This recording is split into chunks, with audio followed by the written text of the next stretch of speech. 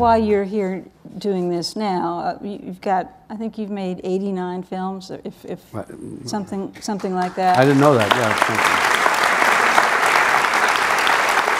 One of the things you did to make an indelible impression as a young actor was to gain a tremendous amount of weight for Raging Bull. Did it wind up being a hard thing to very hard, down yeah, from? Yeah. That was my fascination with the deterioration, the physical, if you will, deterioration of someone who everything is about their prime, and then all of a sudden they fall apart. It was just the graphic image of him gaining this weight and being, the feeling that it gave me. I didn't know whether using prosthetics and stuff and all that other stuff, which I've done after a little bit here and there and stuff, it's not the same.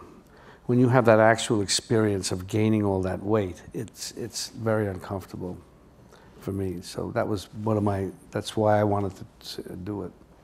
Young actors who work with you are often afraid of you. And it takes them a while they've said it takes them a while. Bradley Cooper said it took a while to get to the point where he could calm down and relax, and then everything was fine. No, I mean, it goes away very quickly, I think, because you got to just get on with the work and not get into that. Do you understand why people are afraid of you? No. Really?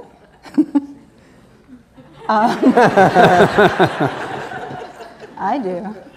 Nobody ever says that young actors co-star in a scene with you. They always use the words "hold his own" in a scene with you, because there really is a danger of just being blown off the screen. You know, the whole thing is if the other person isn't, I mean, it's even like, I used to hear, I don't know where I heard this, some actors saying, you know, you blow them off the screen, you do that, and not me, but they'll talk about somebody else. You, I think.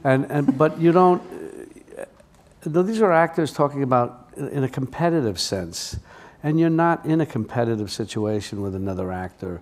The better they are, the better you are. And that's something I've never understood when somebody even thinks that way and talks that way. Mm-hmm. That's the bottom line. You always have to have great people. The better they are, the better you are, period. One of the many misconceptions that people have about you, unless I've got a misconception about that, is that you really need to focus so intensely on what you're doing that you are prepared for it well in advance. And you said you want 5 minutes before the scene, you want to be doing something else.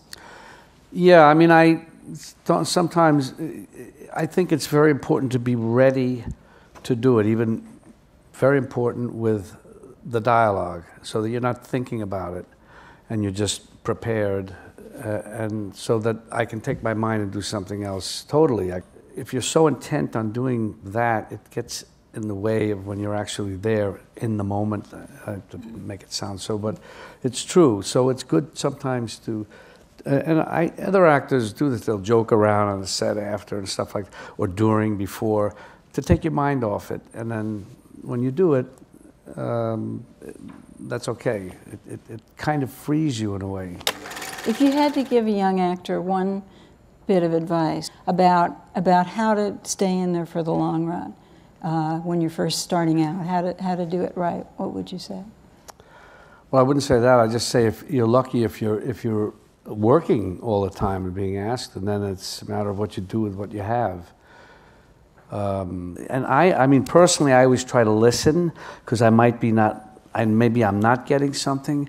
I always try and take everybody's, because it's important to listen to everyone, as many people as you can, and get their input. But then finally, you have to make your own decision about what you're going to do, and that's it. That's what you feel, and that's it. And that's the most important thing. I think the most important thing, because that's where the uniqueness comes in. Because it's you've done it, it's your thing. It's not anybody else's, it's your choice.